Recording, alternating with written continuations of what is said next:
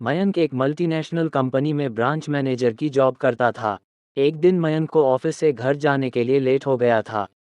सर्दी की मौसम होने के कारण रात भी जल्दी हो गई थी। ठंड भी बहुत शुरू हो चुकी थी। रास्ते में चलते चलते मयंक को अचानक एक आवाज़ सुनाई दी, रुक जाओ। मयंक वहीं पर ही रुक गया और पीछे मुड़ के देखा, लेकिन पीछे कोई भी नहीं था। फिर से वही आवाज़ सुनाई दी, सामने देखो। जैसे ही मयंक ने सामने देखा तो उसे ज़मीन पर कुछ चमकती हुई चीज़ दिखाई दी। मयंक दौड़ के उस चीज़ के पास गया और देखा तो यह कोई साधारण चीज़ नहीं थी बल्कि एक चमकता हुआ हीरा था। उसने वह हीरा अपने हाथ में लिया। उसकी चमक देखकर मयंक की खुशी का पार ना रहा। लेकिन मयंक को कहाँ पता था ये कोई साधारण है या नहीं बल्कि एक मायावी हीरा है।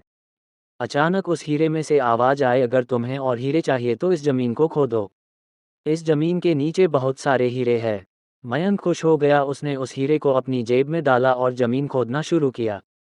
करीबन 2 फीट खोद काम करने के बाद अचानक मयंक डर के मारे चिल्लाने लगा। इसके कारण उसका संतुलन खो गया और ज़मीन पर गिर पड़ा, क्योंकि उस गड्ढे में से हीरे मोती नहीं बल्कि किसी इंसान का कटा हुआ सर मिला। अचानक वह सर हवा में उड़ने लगा और बोला, डरो मत, मैं तुम्हें कोई हानि नहीं पहुंचागा। मैं तुम्हें बहुत सारे हीरे जवेरात भी दूंगा। बस मेरी बात ध्यान से सुनो, मैं जहां जाता हूं वहां मेरे पीछे आओ। फिर वह सिर हवा में उड़ा और जंगल की ओर बढ़ने लगा।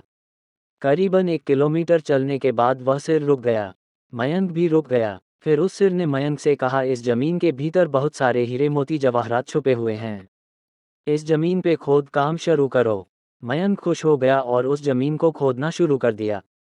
खोदते खोदते उस जमीन के नीचे हीरा मोती तो नहीं मिले बल्कि उस सिर का कटा हुआ धड़ मिला। उस सिर ने कहा, अब तुम्हें एक आखिरी काम करना है। उसके बाद मैं तुम्हें मालामाल कर दूंगा। तुम्हें कहीं से भी एक लोटा खून लाना होगा। मयंक ने बोला, एक लोटा खून? पर मैं एक लोटा खून कहाँ से लाऊंगा? उस सिर ने कहा, चलो मेरे साथ। वो डरावना चेहरा मयंक को साथ लेकर थोड़ी दूरी पे गया। वहां उसे एक इंसान को जाते हुए देखा। वो सिर बोला, उस इंसान को मारकर उसका खून ले आओ। मयंक डर गया और बोला, नहीं नहीं, यह मुझसे नहीं होगा। मैं यह नहीं कर सकता। अगर तुमने ये काम नहीं किया तो मैं तुझे बहुत बड़ी मुसीबत में डाल दूंगा।